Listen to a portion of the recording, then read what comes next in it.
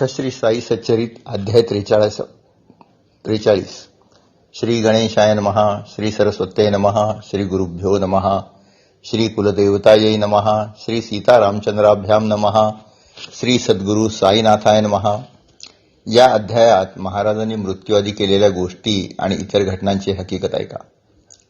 बाबा गेल्याचे कळताच शिर्डीमध्ये दुखवटा पसरला. एकच आकांत झाला. शिर्डीला महत्व व अस्तित्व बाबांच्यामुळेच होते आणि त्यामुळे सर्वत्र बेचैनी पसरली. पाण्याबाहेर काढलेल्या मासेप्रमाणे लोक हताश व मरणोन्मुख दिसू लागले. बाबांनी अंते मती सा गती या वचनाची जाणीव असल्यामुळे मन अलिप्त होण्यासाठी मरणापूर्वी राम विजय वाचून घेतला. त्यासाठी वधेंची नियुक्ती केली. ते दररोज पोथी वाचू लागले. असे 8 दिवस झाले. त्यानंतर 3 दिवस पूर्णपणे आणि 3 रात्री पूर्ण अशा रीतीने बाबांनी त्यांच्याकडून पारायण करून घेतले. वजे थकले. मग बाबांनी अचानक हे वाचन बंद केले आणि लोकांना मरणापूर्वी काय करावे याची जणू शिकवण दिली. तो हेतू पूर्ण झाला म्हणून वाचन बंद केले असावे. काही जणांना शंका येईल की बाबा देव असताना त्यांना अलिप्ततेसाठी हे वाचन करण्याची गरज काय. तर त्याचे उत्तर हे फक्त लोकांना शिकवण्यासाठी आणि लोकाचारासाठी होते हेच आहे. बाबांना जन्म मरण नव्हतेच. त्यांचा जन्म फक्त लोकोद्धारासाठीच होता. देहाची त्यांनी आधीच आसक्ती सोडलेली होती. त्यामुळे मरण ही फक्त एक घटना होती. त्याचे भय त्यांना नव्हतेच. बाबांच्या नावानेच मरण नष्ट होईल, त्यांना मृत्यूची कशी भीती असणार. आणि इतिहास पाहता संतांचा अवतार पुन्हा पुन्हा होतच असतो. ज्ञानदेवाने समाधी घेतली आणि पुढच्या 300 वर्षानंतर ते नाथ महाराज म्हणून आले. संत म्हणजे काही फक्त 3.5 हाताचा देह नव्हे. त्यांना सर्व सिद्धी अवगत असतात आणि ते आधीच परमात्म्याशी एकरूप असतात. असो, महाराजांचे निधन झाल्याने शिर्डी पोरकी झाली. सर्वांच्या डोळ्यात अश्रू दाटले. लोक उदास झाले. घरधनाविण घर, राजाविण नगर, तशी बाबांशिवाय शिर्डी ओस झाली. चावडीत दररोज कीर्तन, उपदेश, सेवा, परमार्थ हे सर्व व्हायचे. ते सर्व एकदम बंद होऊन आता सर्व संपल्याची भक्तांच्या मध्ये भावना निर्माण झाली. सर्वांना वाटू लागले की बाबांच्या उपदेशाचे आपण चांगले पालन न केल्यामुळे बाबा शिर्डी सोडून निघून गेले. कोणी म्हणू लागले की ऋणानुबंध संपला व बाबा गेले. काही जणांना आपण शिर्डीत येऊन केलेल्या यथेच्छ स्वैराचाराची आठवण झाली आणि चुकींचा पश्चाताप झाला आणि बाबांनी त्यांना शिक्षा केल्यासारखे वाटले. पण बाबा हे अवतार पूर्ण करून गेले हेच खरे. बाबांना आपले उद्दिष्ट भक्त कल्याणासाठी आहे हे पूर्णपणे माहीत होते आणि त्यांनी फक्त तेच केले. काही भक्तांना आपण बाबांचे आवडते आहोत, इतर नाहीत असं वाटायचे. बाबा मात्र सर्वांसाठी समभाव धरीत आणि त्यांच्या उद्धारासाठीच उपदेश करीत. भक्तामध्ये भेदभाव करणे त्यांच्या गावीही नव्हते. बाबांना कोणाला दुखावणे आवडायचे नाही आणि ते अशा वागण्याने मला त्रास होतो असे स्पष्टपणे बोलवून दाखवत आणि भक्तांना त्यापासून परावृत्त करत. पुढे त्या देहाचे काय करायचे यावर बराच विचार झाला. हिंदूंना बाबा हिंदू वाटत आणि मुसलमानांना मुसलमान. त्यामुळे अंत्यसंस्काराबाबत वेगवेगळी मते होती. कोणी म्हणत कबर बांधावी, कोणी थडगे वगैरे. पण रामचंद्र पाटील हे शिर्डीचे ग्राम पाटील मोठे करारी होते. त्यांनी सर्वांना सांगितले की बाबांची इच्छा वाड्यामध्ये शरीर पडो हीच होती आणि तसंच होणार. बाबांच्या या इच्छेवरच मग सर्वांचे एकमत झाले आणि बुट्टीनी बांधलेल्या वाड्यात बाबांचे समाधी मंदिर करण्याचे ठरले. त्याचवेळी बाबा इकडे लक्ष्मण मामांच्या स्वप्नात आले. त्यांनी त्यांना दर्शन दिले आणि म्हटले की बुढीसाहेबांना वाटते की मी मेलो, पण तू नेहमीप्रमाणे काकड आरती कर.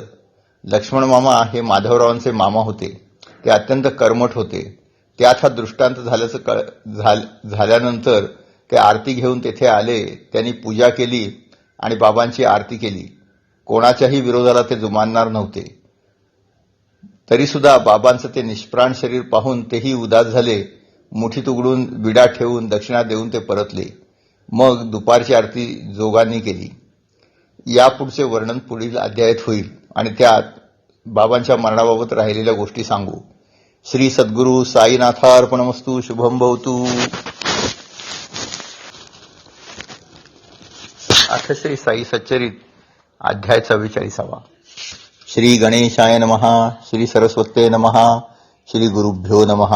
श्री कुलदेवतायै नमः. श्री सीतारामचंद्राभ्याम नमः. श्री सद्गुरु साईनाथाय नमः. या अध्यायात बाबांच्या मरणासंबंधाने आणखीन काही गोष्टी चर्चा केलेल्या आहेत. त्यामध्ये वीट फुटणे, त्यांचा ब्रह्मांडी आत्मा चढून पुनर्जीवित होण्याचा चमत्कार वगैरे घटनांचा समावेश आहे. आधी सांगितल्याप्रमाणे बाबांचे शरीर वाड्यात ठेवण्याचे ठरले. ती जागा मुरलीधराच्या स्थापनेसाठी केली होती. ती बाबांच्या समाधीची म्हणून निश्चित करण्यात आली.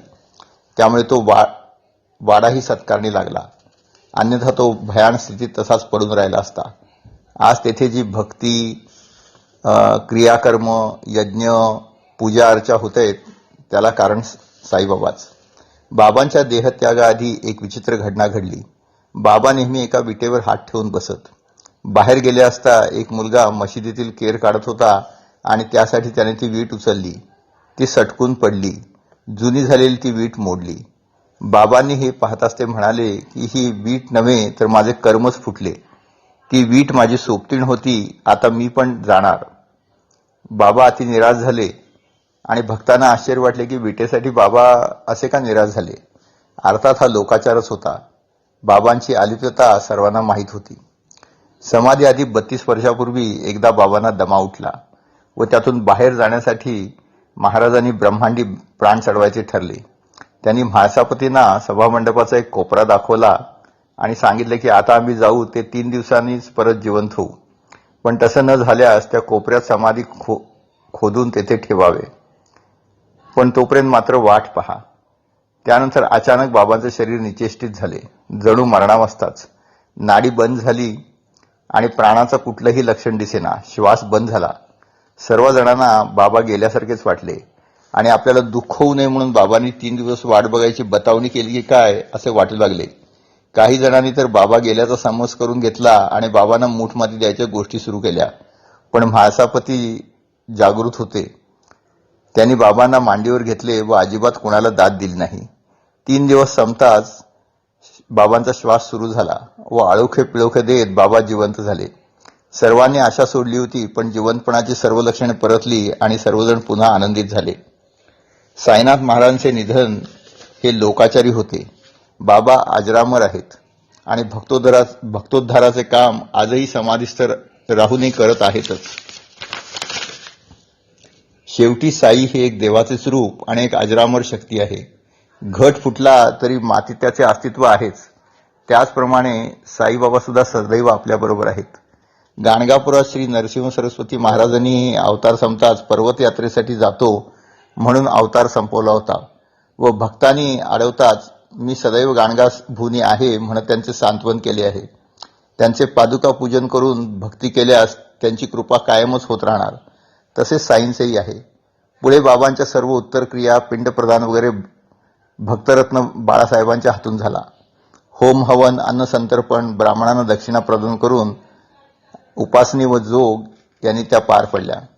आता बाबा नसले तरी त्यांच्या त्या गोष्टी, आठवणी मशीद पाहताच आठवतात. शिवाय बाबांचे चित्रकार भक्त शामराव जयकर यांनी काढलेली सर्व घटनांची पेंटिंग सदा आपल्याला त्या घटनांची आठवण करतात. बाबा गेल्याने त्यांचे चमत्कार थांबणार नाहीतच. ते सदा आपल्याबरोबर आहेत. वरील उल्लेख केलेले जोग एकदा बाबांच्या बरोबर बोलताना म्हणाले होते की बाबा मी एवढे दिवस आपल्याबरोबर आहे पण अजूनही माझ्या मनाला स्थिरता नाही. मन भटकते. असे का? आपल्या संगतीने माझा काहीच फायदा का नाही झाला?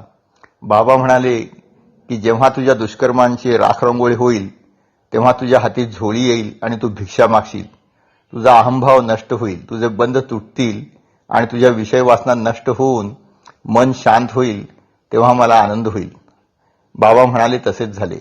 जोगांच्या पत्नी निवर्तल्या आणि जोगांना वैराग्य येत गेले. ते पूर्ण संन्यासी झाले आणि साईचरणी विलीन झाले. अशा तऱ्हेने त्यांना मुक्ती लाभली. बाबांनी म्हणून ठेवले आहे की ज्याच्या जिभेवर माझे नाव आहे आणि ज्याला इतर सर्व गोष्टींचा विसर पडला आहे, जो माझी सेवा करतो आणि मला दिल्याशिवाय